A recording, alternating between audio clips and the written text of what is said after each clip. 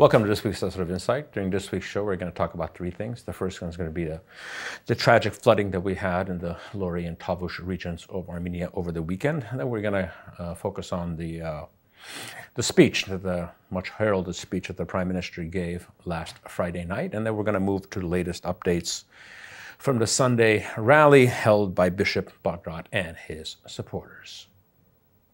After an unprecedented episode of rain last Saturday, we had, unfortunately, massive flooding that occurred both in the Tavush and Lori regions of Armenia that led to, unfortunately, 4 deaths. More than 400 people had to be evacuated by emergency services.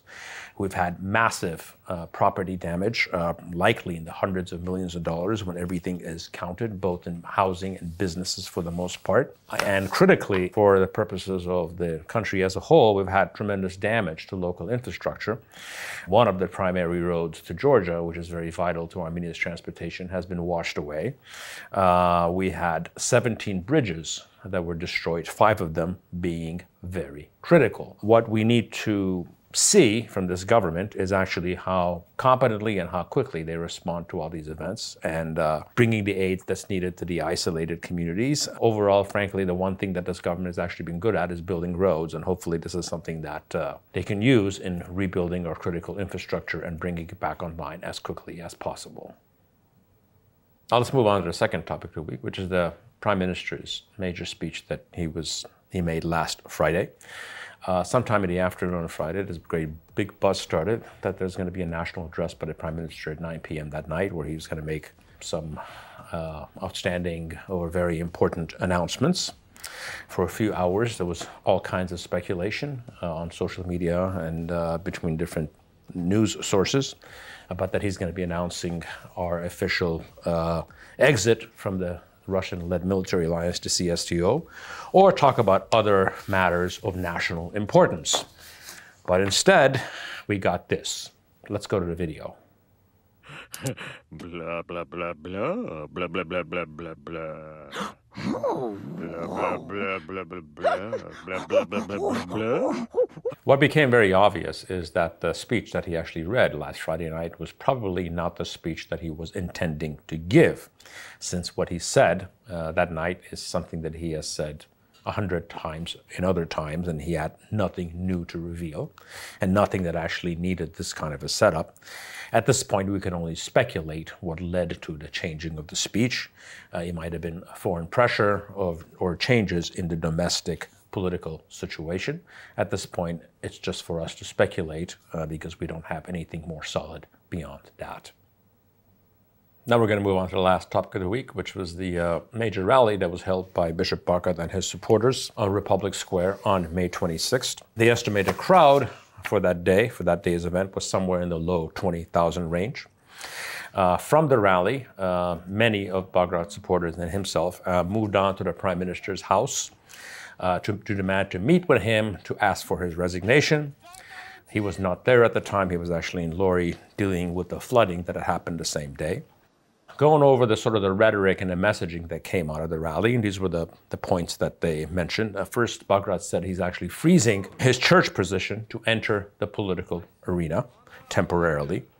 And apparently the church has actually granted him this temporary freeze to actually leave and enter politics. He intends to put himself up as a candidate for a prime minister for the elections that are coming up in 2026, by 2026, actually legally. He said that he will find a way to deal with his dual citizenship issue because he has both Armenian and Canadian citizenship. His messaging or rhetoric towards the Prime Minister was borderline threatening, in so many words, saying this is your last chance to leave peacefully. He said that his campaign will move on towards acts of civil disobedience to force the Prime Minister's resignation. This was followed up the next morning, which was Monday morning, with civil disobedience actions, mostly in Yerevan and different places in which a couple of hundred people were detained. There were actually 1 or 2 cases of excessive police use of force that was noted in detaining people. I think I want to clear one thing about detaining and arresting, because when someone is detained in Armenia, they usually keep you for 3-4 hours and you're released. When you're arrested, it's a different matter. Most of the people that are actually picked up by the police, are actually detained for a few hours and released.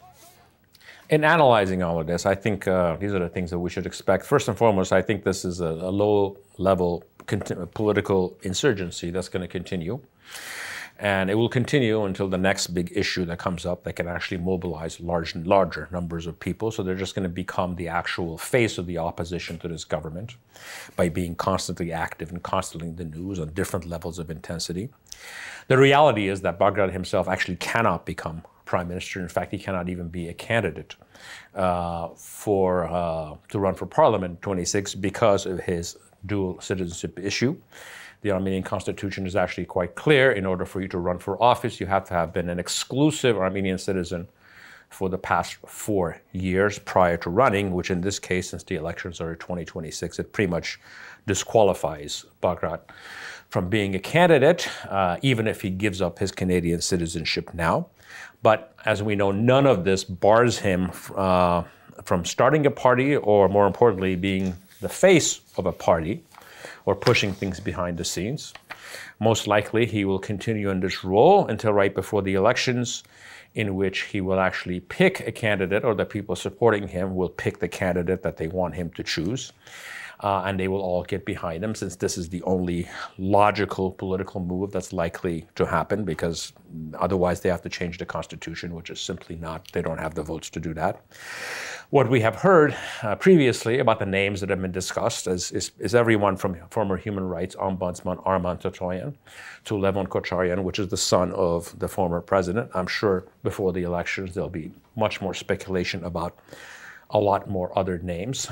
What's very clear here is that all opposition activities, including the parliament, is being channeled via this Bagrat movement for a very simple reason, is because formal opposition has almost absolutely no credibility, and by any measure, Bagrat, even though we can speculate about what his reach of popularity is by far more popular than the current parliamentary opposition. In conclusion, unless this movement or eventual campaign actually broadens its messaging beyond what they're talking about right now, specifically talking about credible ways to improve or enhance this country's ability to defend itself, or continuing the military reforms that we have and how they would do it, specifically talk against Russia and what Russia has done to this country for the past few years, specifically about the ethnic cleansing in Artsakh, and being generally supportive of the pivot to the West, which is something that has broad support, at least the EU direction part of it. They're going to have a rather limited ceiling in both for the movement and eventually for the campaign that will come in 2026. The reality is that there's a huge market to be tapped, but they currently don't have the messaging to do it, and the market is people are looking for an alternative. At this point, this movement is not that. Once they do, or if there's another political force that does that and has the correct messaging, they will be in a very strong place to challenge this government during the next elections. Thank you for joining me in this week's episode of Insights. Thank you all.